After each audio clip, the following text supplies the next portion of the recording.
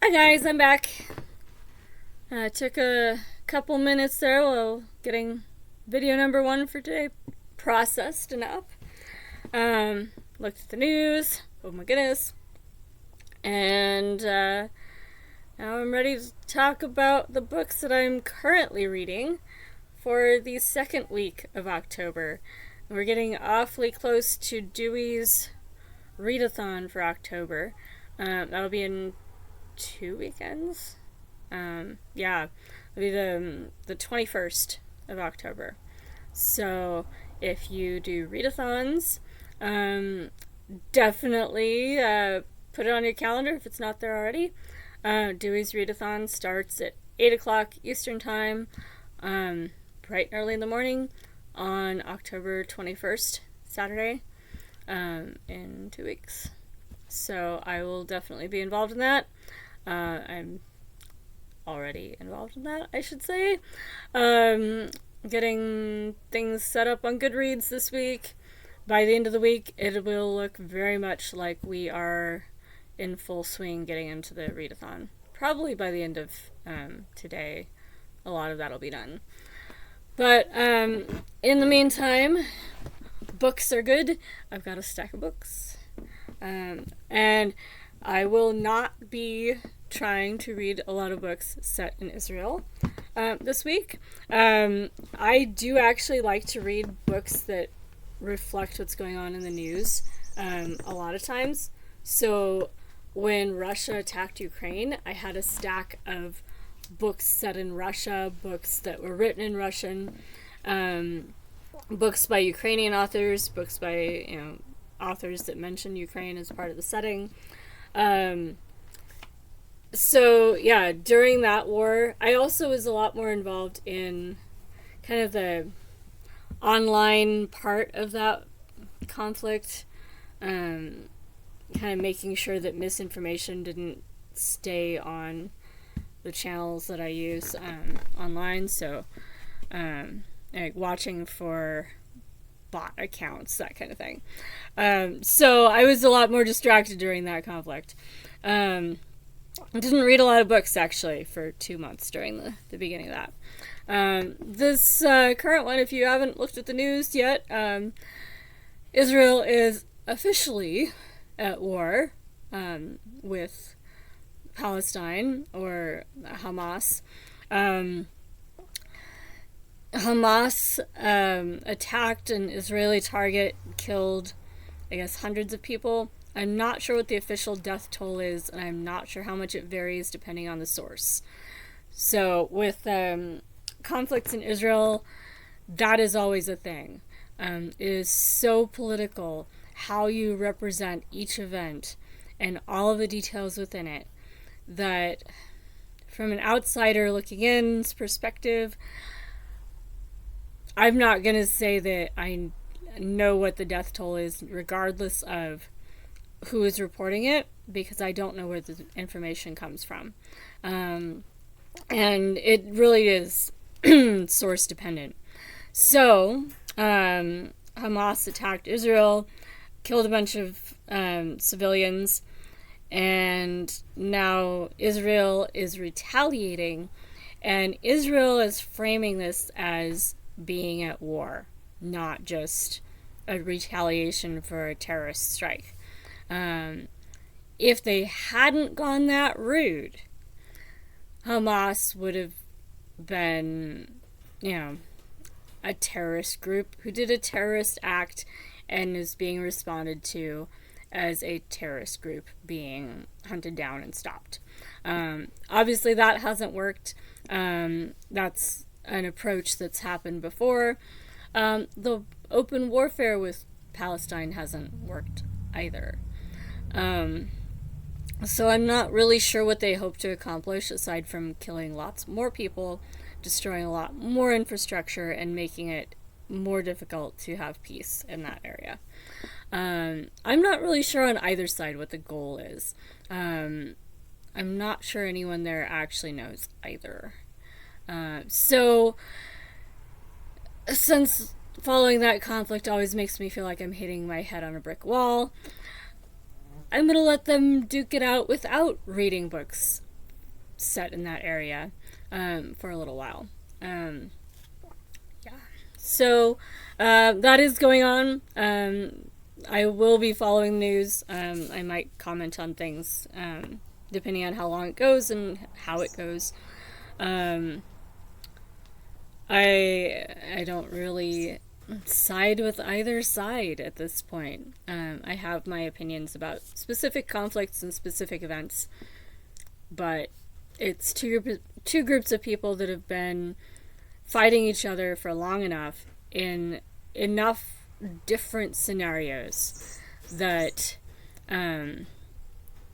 it's not easy to tease out how to fix it.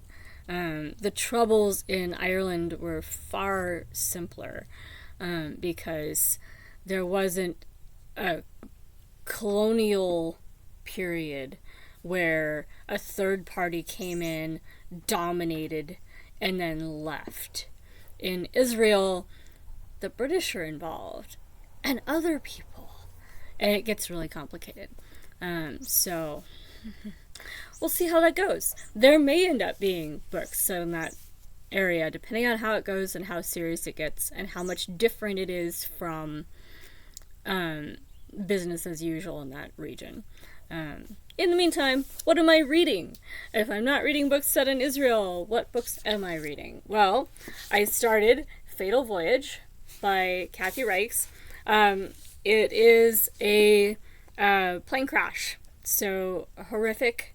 Brennan shows up, Temperance Brennan, forensic anthropologist out of Canada who's on loan in North Carolina? Anyway, so she's in the U.S. in this one, and she's one of the first on the scene responding to they found all the remains of this plane crash. Over 80 people on the plane. Horrific, and the sort of thing where matching up body parts is part of finding out who died and getting a death toll. So that's how far I've gotten so far. She's worried about her daughter, who might or might not have ended up on the plane. I don't think she did, because I think I've read books after this one. But yeah, that one's good. Echoes in Time by Andre Norton and Sherwood Smith. I started this one as well. Probably about as many pages into it as in the Kathy Reichs book. There's kind of a time agency that's traveling around and fixing stuff or trying to fix stuff. Doesn't seem like they're doing very well so far. And I've got Wisdom of Crowds by James Surowiecki. This one I will probably finish pretty soon. Nonfiction books like this don't take very long. I just haven't been in the mood to dive into it. But it's really good. It's about how group analysis of problems or group solutions quite often are better than a single person's solution. Not in all cases, not for all kinds of questions, but it's partly to do with the bell curve and the error on either side of the correct answer on something. That you get a large enough group of people, the error spread is going to be off on either side of the correct answer. So, and there's mechanisms involved. There are things where the expert does know information that the group doesn't. So there's always exceptions to this. But that's why, like, on the game shows where, you can ask the audience quite often does know the answer, but everybody wants to think that their, seemingly expert friend knows more than the audience. Sometimes they do. Anyway, American Pastoral is one of the 2001 books you must read before you die books that I'm working on currently. The other one is Pleasure by Gabrielle D'Annunzio. I'm 2/3 of the way done with American Pastoral, so that'll be the next one probably that I finish off that list. It's good so far. Depressing, but yeah. And then I don't relate very well to most of the characters, which I've found that in other Philip Roth books. I just don't feel them very much. But I know people that remind me of the characters, so it's realistic, just not maybe something where it's meant for me to be relating too closely to it. I just don't fit into this book. Pleasure is it's kind of a sensual sort of writing style, which is what my sister liked, I think. I haven't gotten very far into it. I haven't gotten far enough into it that the plot sticks. I always have to go back and reread the last 3 pages to remember where I left off. So, I don't know. It's been a while since I read a book from the 1001 list that was like my favorite book ever. I'm hoping that will happen again soon, but a lot of them have just been meh. Okay, I finished a book, yay. And my tomes, I've made some progress in Bark Skins by Annie Proulx. I've gotten to the next section anyway. So now we're following a guy who, I think he was in the earlier part too. There's a lot of characters and they run together for me. But he's figured out how to be profitable doing the fur trade, trading things to the Indians to get them to get the furs rather than going and getting them himself, which wasn't working very well. So that's fun. Depths of Glory, I've made some progress on, not a lot. It's such a mess on the top. This is an old library copy, and it's kind of a mess. But I've gotten to another section break on that one. Camille Pissarro still has not really come into his own as an artist yet, so I'm not in the meat of the book. I'm still in the early life of Pissarro in that one. I did start Dreamcatcher by Stephen King. There's a bookmark. Not very far in, but there's a bookmark. It's fun so far. Not a book that's drawn me in as much as some of the other Stephen Kings. Some of them, I'll sit down and start reading it, and 2 days later, I vaguely remember that I was supposed to do something else after I finished the book.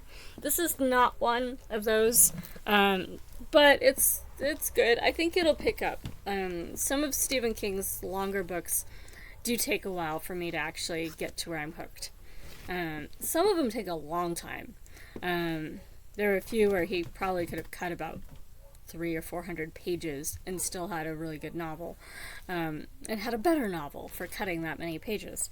I made some progress in London by Edward Rutherford. I'm not sure which of the tomes is going to be the first one done, because the bookmark in all 4 is pretty close to the beginning of the book still. But I've been trying to read, a chapter or section every time I sit down to do a lot of reading. And I will be doing reading sprints for the next 2 weeks. I was looking at how other people do them on YouTube to actually do live reading sprints. I don't know the technology well enough to do hosted live reading sprints on YouTube yet. That is something I might try, but not yet.